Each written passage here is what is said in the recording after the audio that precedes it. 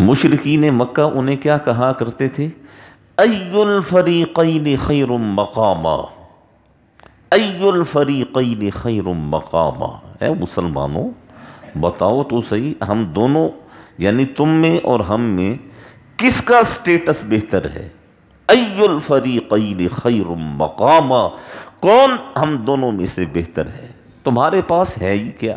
نہ کھانے کو ہے، نہ پہننے کو ہے، نہ رہنے کو ہے، نہ تمہارے پاس سرداریاں ہیں، نہ کوئی تمہارے پاس آتا ہے۔ مٹھی بھر تم لوگ ہو، اپنی عبادت کے لیے تم جگہ تلاش کرتے ہو اور چھپ چھپ کر تم عبادت کرتے ہو، تمہارے پاس ہے کیا؟ ای الفریقین خیر مقاما، بتاؤ تو صحیح سٹیٹس کے لحاظ سے، مقام اور مرتبے کے لحاظ سے ہم بہتر ہیں یا تم بہتر؟ یہ جو دین تم لیے پھرتے ہو، یہ دین جسے آج تک کوئی جانتا نہیں ہے، لو کان خیرم ما سبقونا الیہ، اگر اس دین میں کوئی بہتری ہوتی سب سے پہلے ہم سردار قسم کے لوگ اس دین کو قبول کرتے۔ لو کان خیرم ما سبقونا الیہ، اگر اس دین میں کوئی بہتری ہوتی سب سے پہلے ہم سردار قسم کے لوگ وہ اس دین کو قبول کرتے۔ ہم سردار لوگ اس دین کو قبول نہیں کر رہے، معلوم پڑتا ہے اس دین میں کوئی جان نہیں ہے۔ یہ بھی کوئی عقل مندی ہے؟ آباء و اجداد کے دین کو چھوڑ دو، اپنے بڑوں کو دین کو چھوڑ دو، دیکھے ہوئے خدا، وہ خدا جنہیں اپنے ہاتھوں سے بنایا اور تراشا جاتا ہے انہیں چھوڑ دو اور ایک اندیکھے خدا کے اوپر ایمان لاؤ۔ یہ بھی کوئی طریقہ ہے؟ تو مشرکین مکہ مسلمانوں سے کہا کرتے تھے ای الفریقین خیر مقاما۔ یہ تو دیکھو اپنی کیفیت دیکھو، جسے آج کل کی زبان میں کہا جاتا اپنی اوقات دیکھو، اپنی اوقات دیکھو، تم دیکھو تو صحیح تمہارے پاس ہے کیا۔ اور یہی وجہ ہے مشرکین مکہ نے ایک موقع پر آ کر بین لگا دیا، پابندی لگا دی کہ کوئی شخص مسلمانوں سے بات نہیں کرے گا، کوئی شخص مسلمانوں کو کوئی چیز دے گا نہیں، کوئی شخص مسلمانوں سے کوئی چیز خریدے گا نہیں، کوئی شخص ان کے ساتھ کسی قسم کا کوئی معاملہ نہیں کرے گا، اور یہ مکہ کی بازاروں میں نہیں آئیں گے۔ اور انہیں دھکیل دیا ایک وادی کے اندر جسے شیب ابی طالب کہا جاتا ہے۔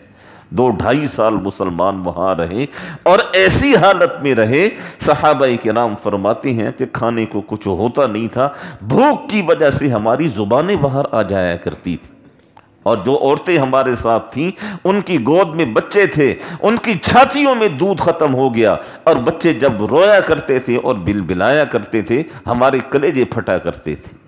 تو مشرکین کہا کرتے تھے یہ تو بتاؤ ای الفریقین خیر مقاما، ہم دونوں میں سے کون بہتر ہے؟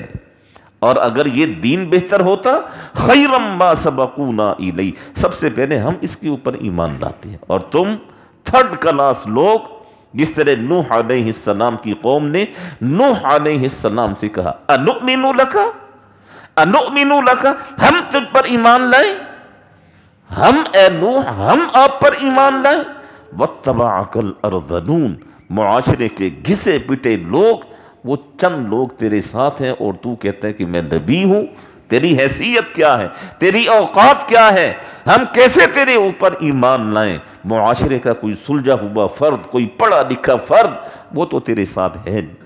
اور یہی سوچ آج ہمارے اندر بھی پنپ رہی ہے۔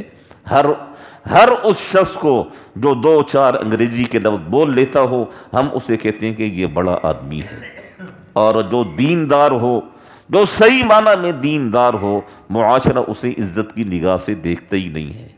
اور یہ مشرکین مکہ والی سوچ ہے۔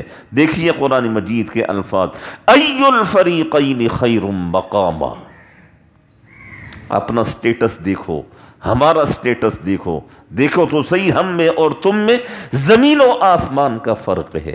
وَأَحْسَنُ نَدِيًّا، ارے مسلمانوں یہی دیکھ لو کس کی مجلسیں آباد ہیں، لوگ کن کی مجلسوں میں آتے ہیں؟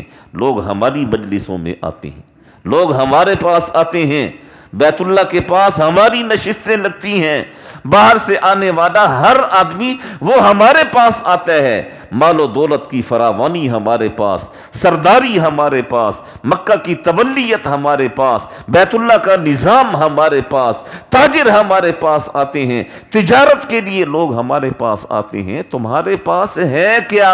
ای الفریقین خیر مقاما، اپنے آپ سے پوچھو